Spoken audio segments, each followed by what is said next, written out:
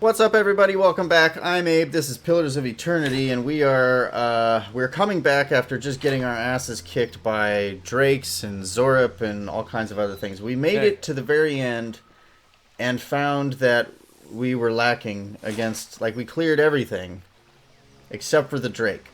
So that's too bad. There was Drakes over here. There are Drakes up here. So I think that we are left probably needing to check a different... If we can... Yeah, we can't get to the west. But it said that there were cliffs. I say we just go back to Defiance Bay and we just start exploring the city. Because there isn't a lot more that we can do otherwise. Let's go back up here. I don't think we need to be stealthy. We can just clear the F out. We can bounce. Yeah, let's go back to the Wood End Plains. Influences what creatures appear in combat. Only Path of the Damned and high-level content scaling changes the statistics of the... Okay. Well, that's good to know. But, let's see. So we've got a bonus to perception, which is really nice. And that came from resting at home. We've done quite a bit of running around. 23 hours. Alright, so if we sleep and then...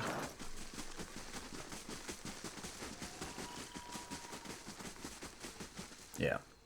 Alright, I don't personally see the need to camp out in the middle of the boonies just for the sake of camping. So I figure we can find an inn and... Oh, those people are meant to be talked to. Let's save our game here real quick. As you near, you feel a vibrant history contained in the essence of this man's soul. Voices from its past seem to call out to you. Craddock Bridgeman. You see a ship being tossed about in a storm-ravaged sea. The swells rise and fall, carrying the ship with them as if it were a toy. This man stands on deck at the helm of the ship while water whips around him. The crew moves about frantically, trying to keep the chaos under control. He barks orders at them, pointing where to go and giving each one a task. The men, while still visibly distressed, seem to calm down when they are given their orders. He instructs the helmsman to resume his duties at the wheel and rushes to the aid of a crewman who is struggling with a rope attached to one of the sails. The ship crests a wave, going almost vertical in one direction and then immediately again in the other. Several of the crew are thrown from their feet, sliding across the deck as the ship is rocks. As the ship is rocks? Come on, people. Editing. After the swell passes and the ship returns to a relatively normal orientation, the man quickly scans the deck, counting silently. No one has been lost this time, thankfully. He looks in the direction they're headed, seeing no reprieve from the storm in sight. His jaw squared and his upper lip stiffened, he returns to the helm and takes the wheel again. Okay. Yep. As you near, you feel a vibrant history contained in the essence of this woman's soul. Astrande Miriamelis. You see a lavishly decorated room, walls hung with tapestries, ornate oil lamps creating a warm, relaxing atmosphere. There are several overstuffed couches covered with silk pillows and an elegant table in the middle of the floor. This woman is seated at the table, sitting across from another woman. They are both well dressed, their style befitting the room they're in. I never thought to dress for the room, but that's me. The other woman's hair is blonde, in stark contrast to this woman's black, and is swept up on her head in a dramatic style. The women speak in an easy, free tone, obviously familiar with one another. Though they each seem to be comfortable in the other's company, a strange nervousness surrounds this blonde woman's actions. She occasionally betrays herself with a little giggle or stammer, hitching over an easy word as she speaks. Her demeanor swings from friendly to shy and back again with no warning. This woman leans back a little in her chair, stretching lightly. As she finishes her stretch, she gently lays her hand next to the other woman's hand, letting their fingers subtly intertwine. The second woman stops speaking mid-sentence, inhales sharply, and turns red. She does not, however, move her hand. This woman smiles and moves her hand further over further over the other, holding it.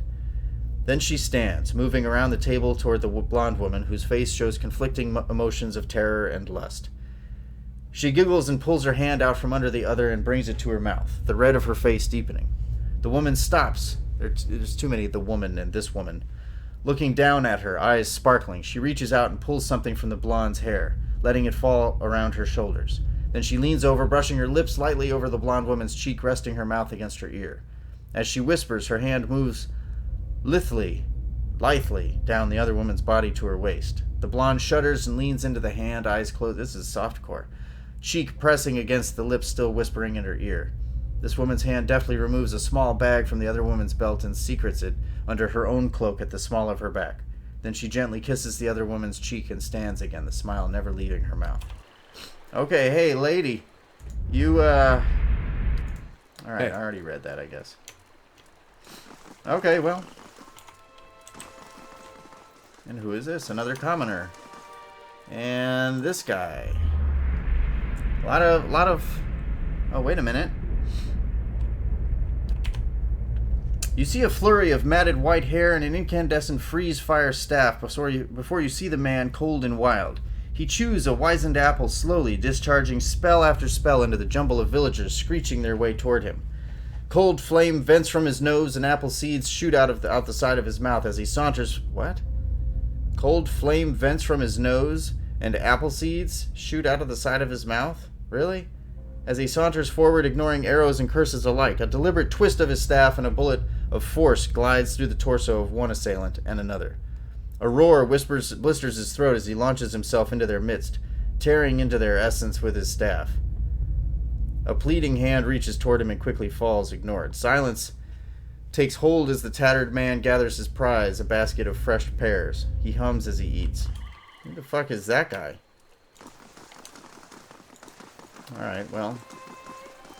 That was quite the bridge crossing. I'm looking for the Temple of Wodaka. It's in First Fires, just west of Crucible Keep. Okay. Well, thank you. And in the meantime, I'm going to be very sneaky. And I'm going to steal everything I can get my hands on. Like these carrots and apples. Hey. Alright, well, let's, I guess we're going into Copperhead, Copper Time, Copperville. Defiance Bay, the city at the heart of the Deerwoods Revolution, now seems on the brink of another. Refugees line the streets, homeless and hungry, displaced by Whiteone's legacy, hoping for relief within the city walls, and finding none. Dissidents congregate to protest and to heckle, calling for an end to animancy and the ouster of their duke. The city's militiamen cast fearful looks as they patrol the streets, their hands trembling at the hilts of their weapons. The capital of a country that had not long ago incinerated a god now appears to be a spark away from sharing the deity's fate. Ooh, how clever. Of course. Alright, Yeah? so it seems a little strange to just be like sneaking about in a town or a city, but yeah, that's right. I stole mushrooms out of that box. And you didn't see me. Defiance Bay. If ever there was a dry field in need of a cleansing flame, you have found it. Okay, so we're still looking for cliffs overlooking the ocean. Oh, Hey. we're gonna get involved in that.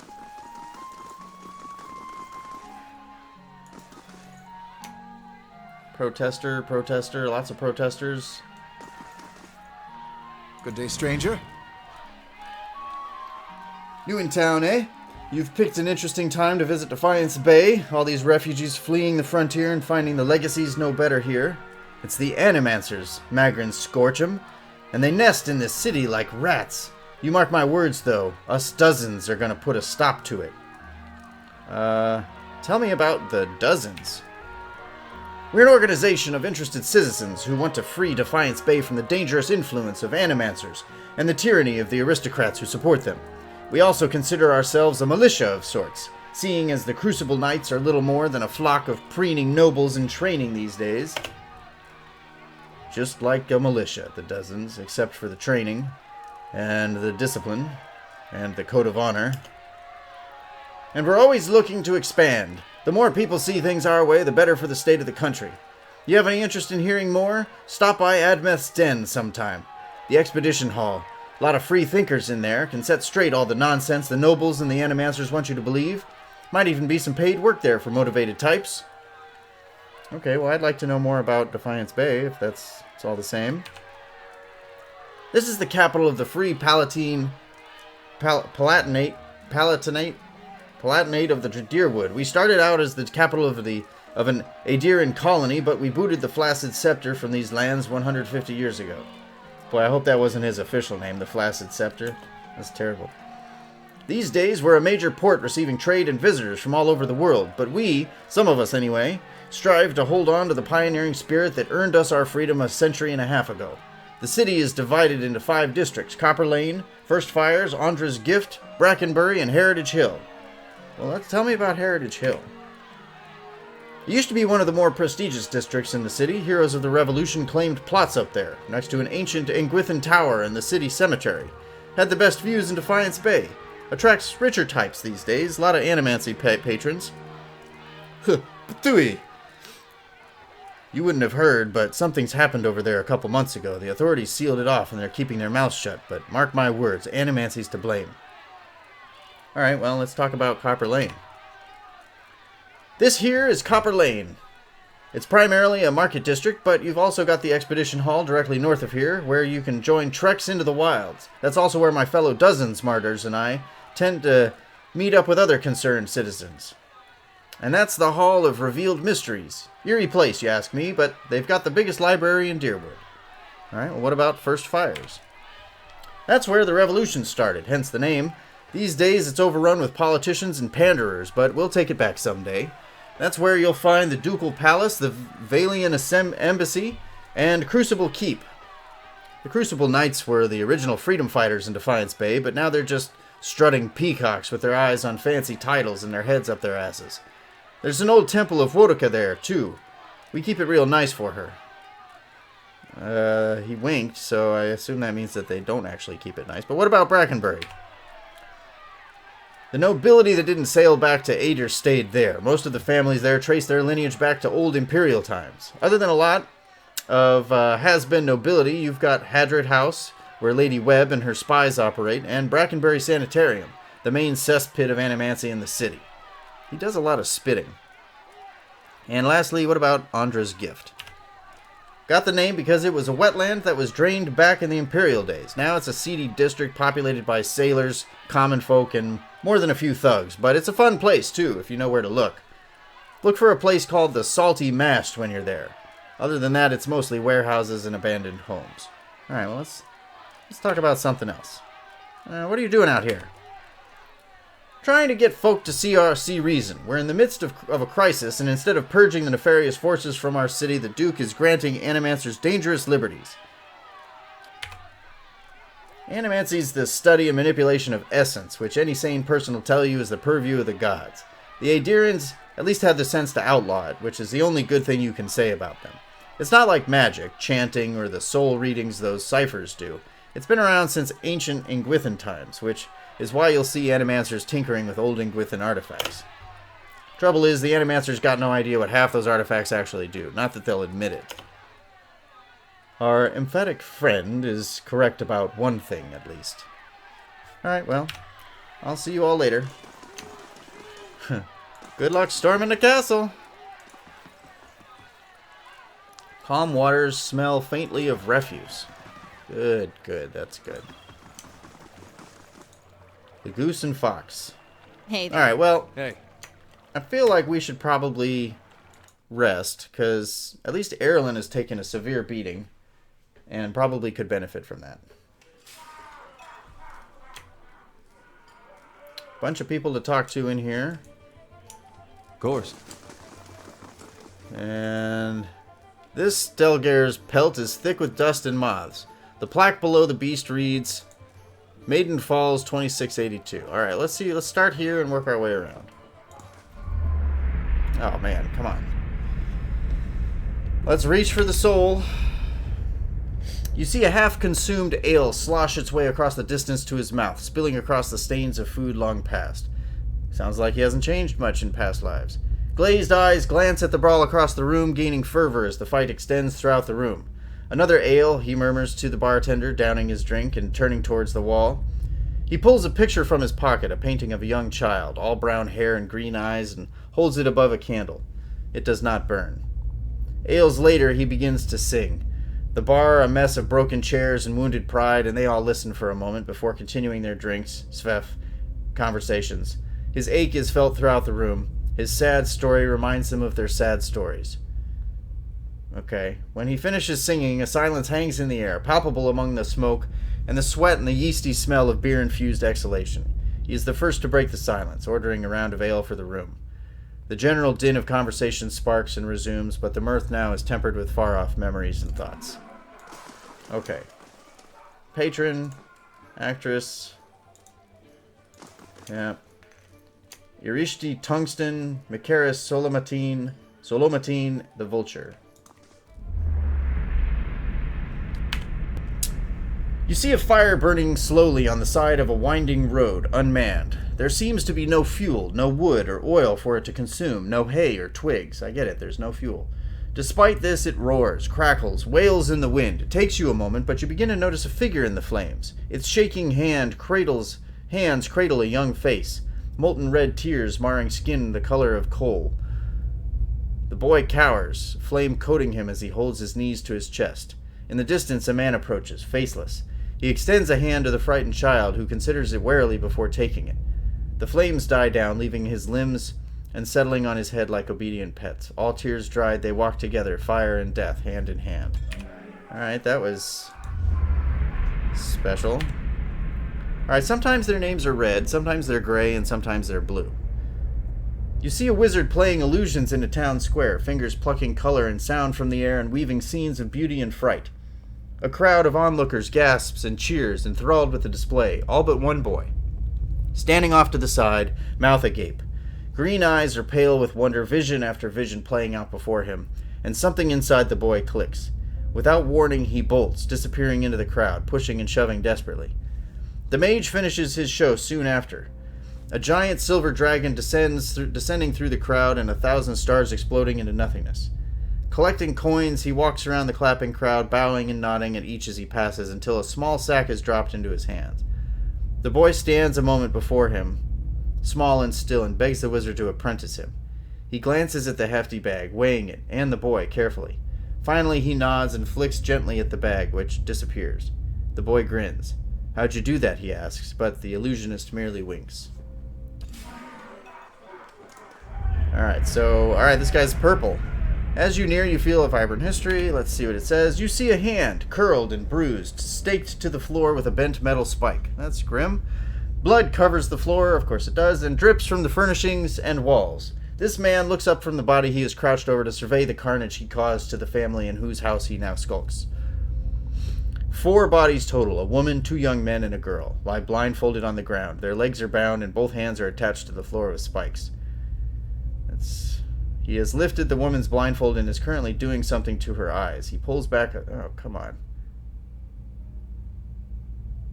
Seemingly satisfied with his handiwork, suddenly his breath quickens, hearing someone approach the door to the room. He bounces in place, excitement almost overwhelming him, then rushes to the back of the room, concealing himself in the shadows. From his vantage, he sees the bodies are perfectly arranged, each one facing the door, welcoming the man of the house back, arms outstretched as if in embrace.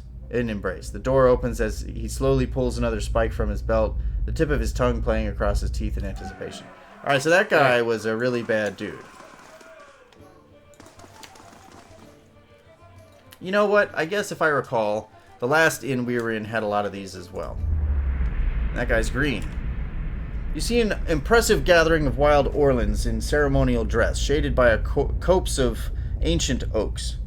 Copse? Underneath the largest oak stand 2 young Orlans, hands clasped, eyes clear as they promise to care for and love one another in the joining of their clans. An older Orlan steps towards them to speak, beard seeming to sprout from directly underneath his eyes, and declares their union complete.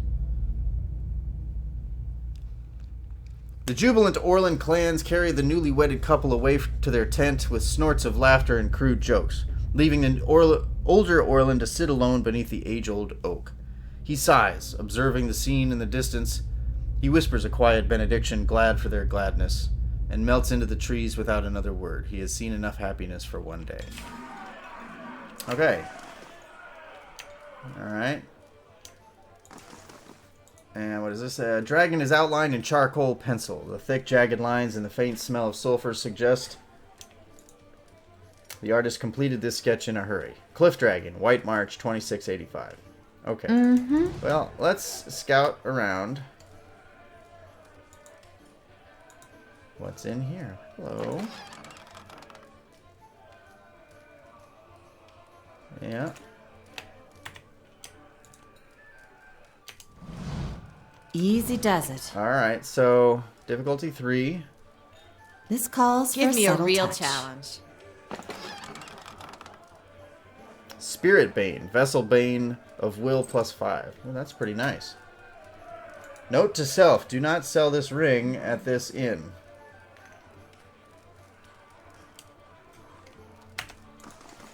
Nice and quiet.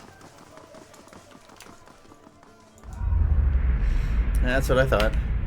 You see a mud-soaked clearing, rain falling to the ground in large drops. This man is lying on his back in the muck, his hands holding open the maw of an enormous stelgare that stands over him, its front paws on his chest. The heavy rain falls over them, playing counterpoint to the grunts made by the opponents. Dead stelgare litter the ground around them, and the man's body shows signs of a difficult battle. His clothing is torn, hanging in scraps in some places. Bites and scratches cover his arms and legs.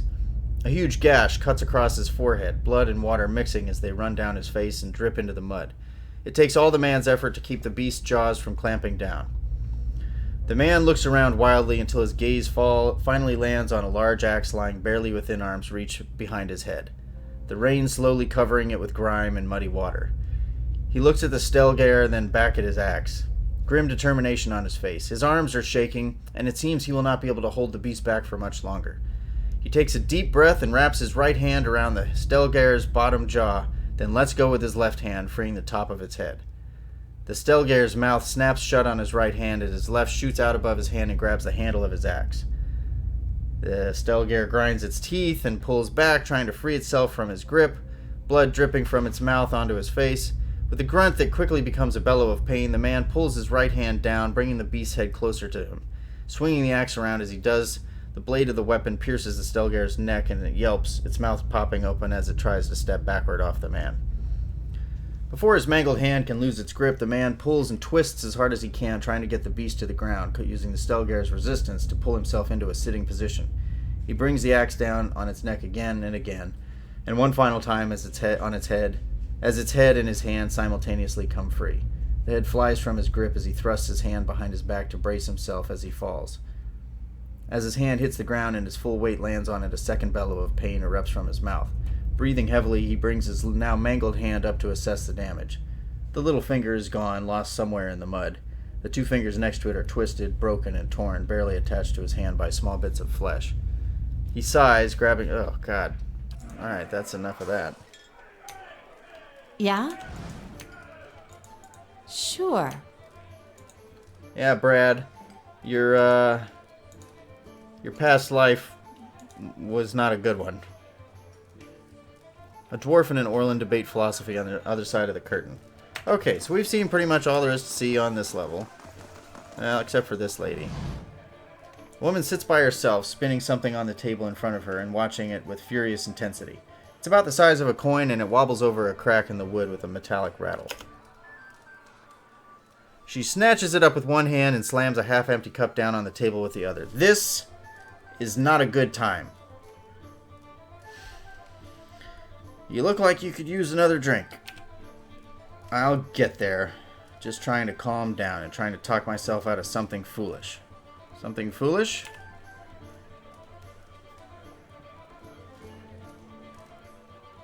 There's something I need to give to my fiancé, Pernish. Only he doesn't seem to go anywhere without his new friends, and they're not exactly pleasant company. Who hit you? I know how this looks, but you don't understand. It's not like Pernish. It's these new friends of his. They brought out the worst in him.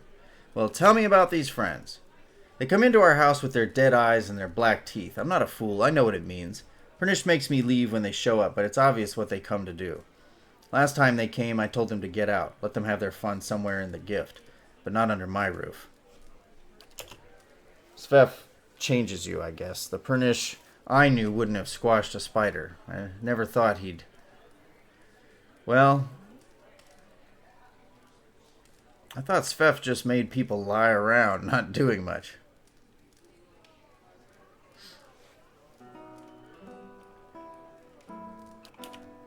I don't really know. Seems better than believing he's always been this way. Well, maybe I could go talk to him. There's nothing more to say to him. We're finished. I just want to give this back to him and have a clean break. It was his grandmother's. Even after this, I don't have the heart to sell it off, but if I go back there myself, I know what'll happen. I lose my temper and I'll probably wind up with another one of these. But I've heard you're trustworthy. If you give this back to him, he'll know we're done. Well, I'll take it back. The house is just north of here. Please don't hurt him. As furious as I am, I don't want that on my conscience. Hey. I don't know. If he hits you, I feel like we should probably... Yeah, we should probably kill him. I mean, we'll talk about it, but he deserves to die. Hello. But before we do that, we'll talk to Bishop here. What do you say, Bishop? This is a lively place. It was founded in the early days of dear wooden independence by a traveling scholar named Errol of Levi, or Levy. He wanted a place where kith of all backgrounds could gather and hash out the issues facing their new country. It didn't take long for the place to fill up. Brackenbury aristocrats argued with dock workers from the gift, while soldiers wrangled with politicians. Dear Woodens have never been known to turn down an argument. Well, I can imagine things got interesting. Soon, kith were coming from the farms and settlements too. This place got even more popular with the Valian sailors than the Salty Mast, and that was the problem.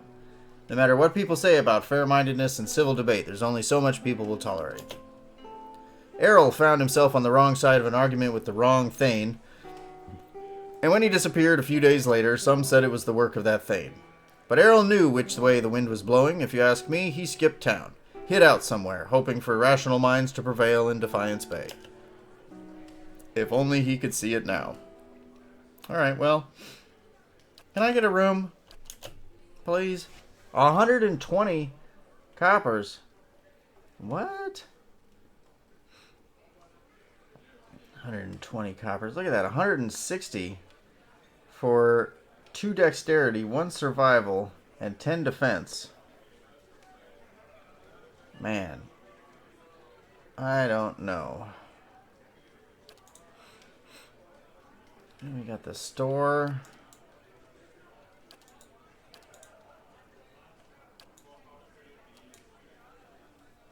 Yeah. I guess we could stay in the... Yeah, we've got money. We want dexterity and survival, perception and resolve, or... Yeah, we've got ranged accuracy, I guess. That would help. Yeah, what the hell. Up, another fitful sleep.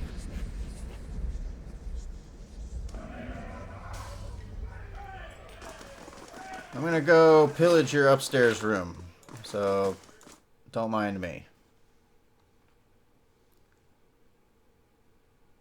Traveling, yep. Oh man, I don't...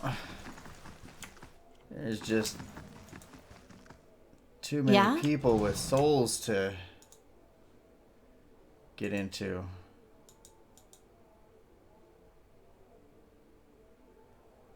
D4.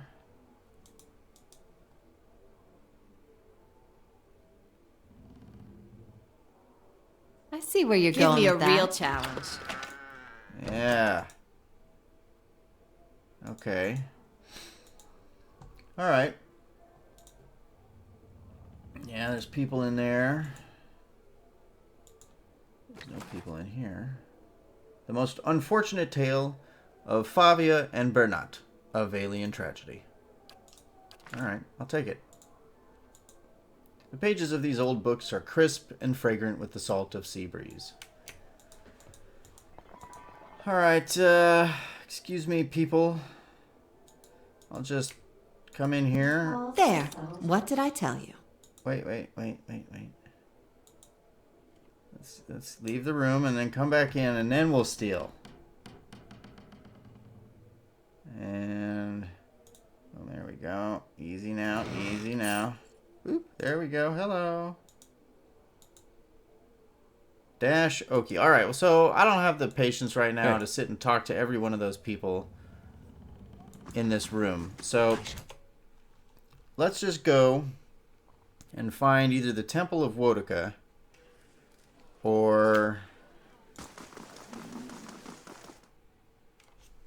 let's see, Temple of Wotica.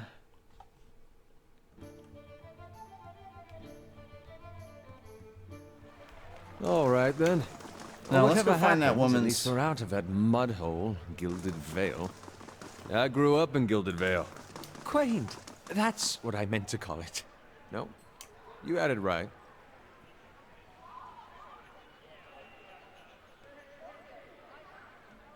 So she wants to talk to me.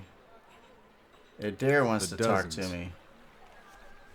Pretty sure Pretty you sure. won't find one among them who stood within 100 miles of that bridge when the Godhammer went off. Too bad, too. Said there'd be less of them. What do you have against the dozens? Nothing serious. Nothing I don't have against a lot of folks anyway. The dozens, they like to take things into their own hands. Gets ugly sometimes. We don't have 'em in Gilded Vale, but they'd be right at home there. They picked that name so they could do what they wanted and feel like it was right. Got nothing to do with honor or sacrifice. They like to invoke Magran, too, when they especially want to feel right. Somehow, I don't think she'd be too impressed with that lot. I'm sure she'd like to set 'em on fire anytime they use her name, but the gods probably got rules against that kind of things. Let's see, plenty of other groups that are better reflections of figures than in... People hide behind symbols so they can't be questioned. The Duke's a reasonable man. Maybe while we're in Defiance Bay, we can get him to force people to call themselves what they are. Don't imagine they'd have as many members if they called themselves the loudmouth sheepfuckers. Well, why do they call themselves the Dozens? Was 12 Deer Woodens stood outside Halgat Citadel waiting for Waidwin to cross the bridge there. They had to hold him there long enough for the Godhammer to detonate, so that's what they did. Godhammer? That's what they call the bomb they blew up Waidwin with. Don't know much about it other than that. Anything kills a living god, guess you gotta name it. Alright. Even if you are putting one over on me, it's nice to have a hunting party again. Yeah, you've been, finding Persoc must be important to you to have 5 traveled years so for long. me. Must be 30-something for Ichimak. Well, It's been a how's the long search going? hunt. A long time away from my family. Before, I'd crossed the tundra of Nasitok following caribou herds. I didn't want to leave Kalu and our children, but I was eager to visit lands my people rarely do. But 5 years without finding him. It's like 2 hours of necking. I'm ready to be done with it. Soul recovery is an old village tradition. We call it the Tarnek Elite Sok. Once in a generation, we seek the soul of a much respected and long dead village elder. We tell him what's changed in the village, how people remember him. The only other Tarnek Elite Sok during my lifetime happened when I was a girl, not long after Persoc died. We feasted on blubber and fermented milk for a week, and we honored the chosen huntress as a hero. Then she left, and we returned to our duties. We still sang her name to the skies during festival season, but we otherwise didn't speak of her. Well, what happened?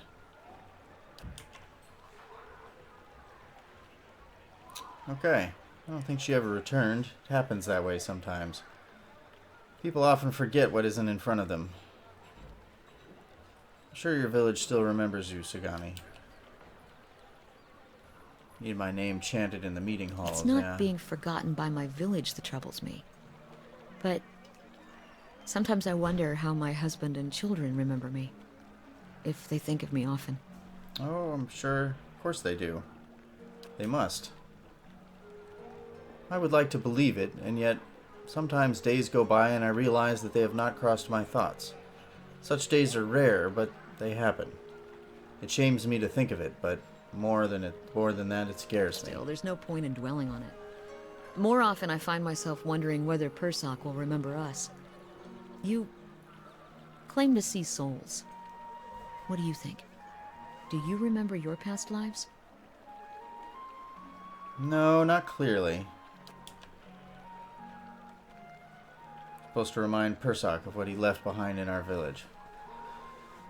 Well, what would you tell him about your Masuk village? is probably much the same as it was 100 years ago. We live between tundra and frozen forests, and the land takes as much as it gives. But our hardships bring us together. And the elders truly unite us. They keep the stories of past generations, and they guide us from season to season, through good years and lean. Recently, there have been a lot of good years. My aunts say we've had fewer clashes with neighboring villages thanks to the hunting territories that Persoc helped to establish. In bad years, we rely on trade with the merchants that pass our shores. We exchange walrus tusks and seal pelts for grains that last us the hard winters. Persoc brokered a lot of those agreements too. He got this from one of the Almaua ships that used to trade with us. Sounds like Persoc did a lot for your people. That's what I'm supposed to remind him. Sounds like you're on a hunt of your own, though. You feeling the thrill of the chase or ready for this to be over? Running around like this keeps me from what matters to me. I've been hoping to settle down. Yeah, it keeps... Yeah. I know what you mean. Might as well keep moving while we've got some daylight. Yeah, let's go. Okay. Let's go find this lady's house.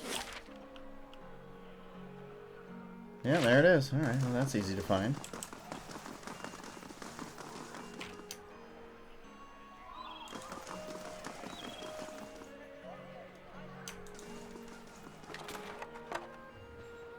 Ooh, a rope and grappling hook.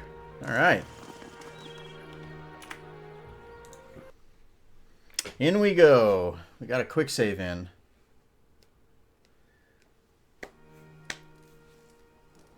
What is this? Bunch of mercenaries. A couple of crude beds have been improvised from an assortment of tattered blankets and pillows. Dribbles of some dark liquid stain the fabric. Okay. Mercenary, Pernish. Mm-hmm. Consider it done. Give me a real challenge. Hey, mercenary, push off, man. Someone has peeled the labels from these bottles. They're stuffed with a dark, gunky pulp that gives off a pungent odor. Okay, boom. I'll take it.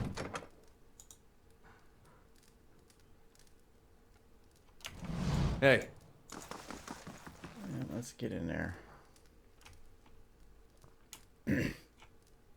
Okay. good day to Let's you. see what he's got to say. Well now, a new face. Welcome, friend. Name's Pernish, and this is my humble abode in place of business.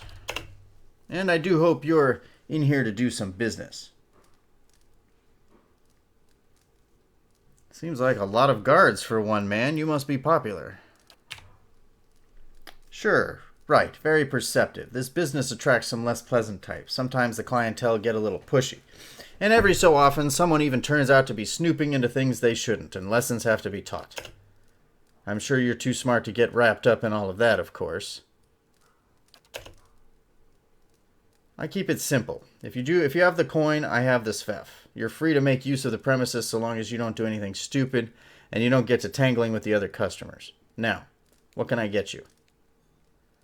Well, Kana asked me to give you this. Nice. What's this for? You don't recognize the wedding band you gave Kana? Or I could remain silent.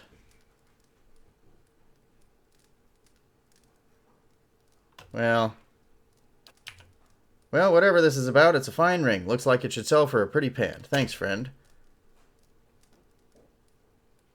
Seems a difficult thing to forget, giving your grandmother's ring to someone. Maybe she's just not worth remembering, eh? While you're playing lapdog for her and all, why don't you go back and tell her to keep clear of here? How can you live with yourself? Sort of like you right now. Maybe you ought to quit digging around in affairs that don't concern you. Me, I've got business to get back to. Doors that way. I don't plan on leaving until I find out what's going on. Then you won't be leaving at all, friend. I was tired of wearing this face anyhow. Guards to me. Oh. Okay. Wow. Alright. So...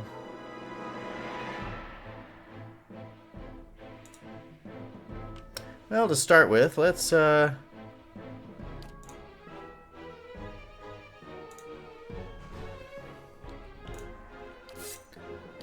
guess let's...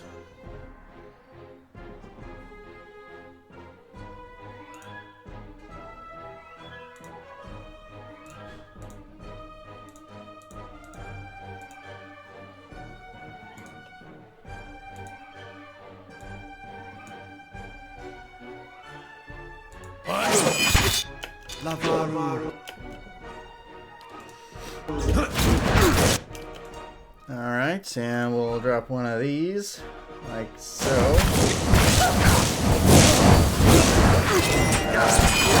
Hey everybody, we're all on fire. That's pretty grim. Alright, so I think there's a better way to do this. But...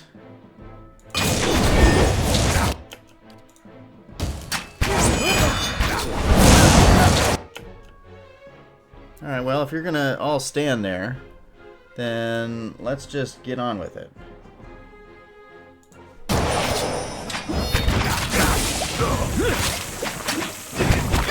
Oh, and he's down. Okay. I give up. Just leave and I'll go peacefully, alright? Too late. Oh, I guess that's... Alright, I'm gonna need some help back here. Ready, Walker. Come on, you get out of the way. Okay, he's got his hatchet. He's got... Everybody is there. I guess no uses left. Okay.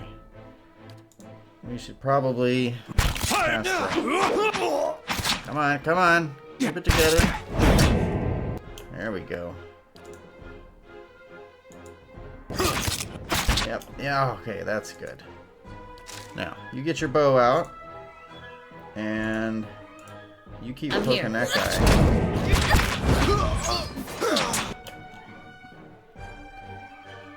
Alright, once we got everybody separated, that went a little bit better. Oh, look at that, he healed himself. Almost like people know what to do here. Get that. Okay, you guys need to get back in there.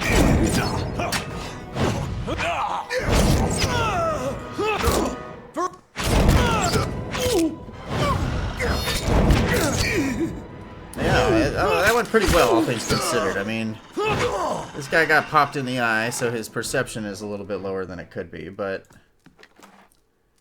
other than that, that went swimmingly.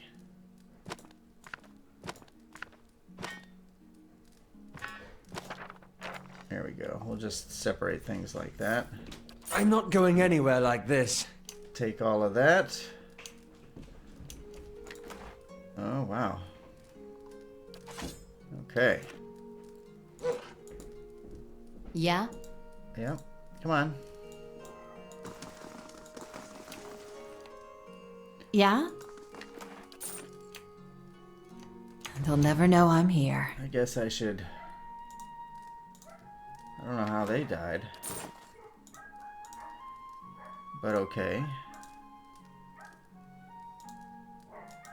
Am I imagining this? No. You're not. You are not imagining this. We just killed a demon thing inside that guy's body. And it went terribly. Meat. All I found was something called meat. Got it. The pots are crusted shut with some unidentifiable gunk. Now, did I get her ring back? I mean, let's be serious here for a second. Personal and party statistics. I feel like I need to have gotten her ring back. It's a malignant cloud trap. Alright, we can toss some of these back into hammer and chisel, pry bar. Yeah. I do like having... Is this wizard's double? We can put that away. Yeah. Alright. Okay. But... None, let's see. Those are ingredients. Why can I only hold 5?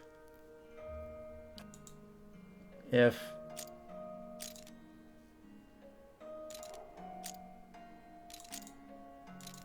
Oh, okay, I guess that's just the way it goes. And those only stack to 3. This is really inconvenient, I must say. But alright, let's give a quick save. Hey there. Lots of barking going on outside. And it looks like my wife is going to very nicely go and take care of at least our portion of the barking. Deerwood Part 5. Oh. My. We don't need to read a book tonight, but I'll take it. Just in case. Oh, hello. Okay. Everybody. Nice and slow. Yep. Let's try to be like this. Nice to see you too. And you'll cast that. Hey. Mercenaries. Yeah? Maybe we can set a trap. Still a lot of barking going on. Sure.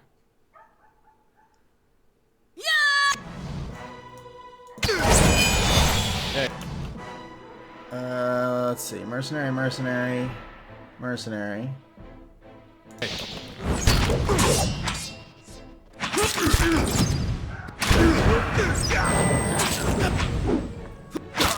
in there. Olaf. Damn. That is effective. And that's that. Hey. Okay, that's good. We got some fine weapons. Fine small shields. Ooh, what is this? A rusty bronze key. Hey there. Alright. Got some money. It appears as though somebody rummaged through this uneven row of books in a hurry. These jars are chipped and cracked as if knocked to the ground and set back in place. I think I'm going to find, let's see, a deer and dialects. I think we're going to find somebody stashed away back here. Oh, hey. Just in case it's another demon. Let's do this. A man lies bound and bloodied on the floor before you. His face is a tapestry of bruises and blood is spattered across several corners of the room. The man cringes and sobs as you approach. Gods, please. Please, no more. I can't take any more. I'm not here to hurt you. You're not? Oh, praise Bareth. You're not one of his men, are you? Please, I don't know who you are, but my name is Pernish. This is my house. You have to help me. Who was that downstairs? An imposter! Some wizard named Nerid. He came into my house, tied me up in here, tortured me, and now he thinks his men are eating my food. He and his men are eating my food. He doesn't think his men are eating my food. Great, breaking my things, selling Svef inside my own house. He just turned up all of a sudden? Yeah, this would be a lot easier if you weren't trying to hide something. I may have hung on to a tiny portion of my supplier's share, but I needed that money. So you're a Svef dealer. Look, I know it's not the best line of work, especially with all that's happened, but it pays well. Very, very well. And, well, people want the stuff, don't they? And, what did your supplier do? He sent over the wizard, Nerid, the man downstairs, to make up the lost copper, I guess, and to hurt me while he was at it. Feels like it's been days. Why should I help you? Because it's the right thing to do? Okay, look, Nerid took all of my money, but he still has it. If you kill him, he's bound to have most of it on his person. You can have all of it. Yeah, I already killed him. I can't believe this nightmare is finally over. You've no idea what you've done for me, but I need to find my love Kainra, only after whatever Nerid put her through, I'm afraid she won't give me a chance to explain, but she might listen to you. Please, she must be somewhere in Copper Lane. It's the only home she's known. And please don't tell her about the Svef, about what I do. I could make it worth your while. A discount, maybe.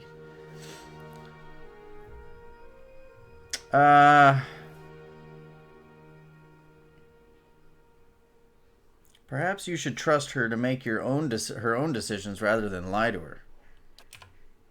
I know, and I can't force you to keep this secret. I just don't want to lose her.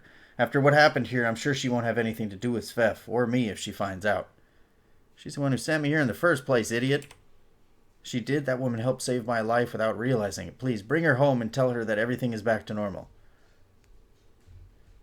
Now, here's the rub.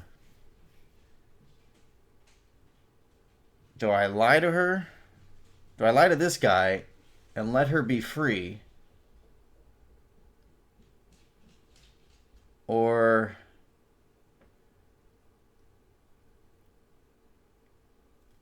do I actually let her come back to this guy? Yeah, sure. Now I'm going to lie to him. Sure, I'll go do that. Ah, fuck. I'll tell her. Tell him that I'm going to tell her. Yeah, I don't know, man.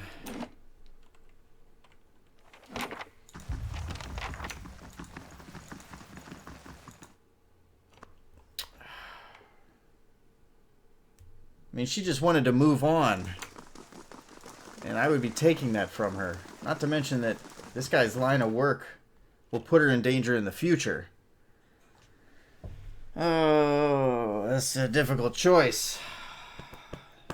That's a difficult choice.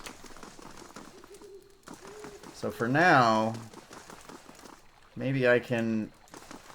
Well, let's go talk to her and see how it pans out. And then we'll see where our last save game is if we don't like it. Because, you know, I'm not going to be playing this and setting women up for that sort of abuse. Fuck that. Where was she? Upstairs? No, she was over here. Hey, so... Kenra, yeah.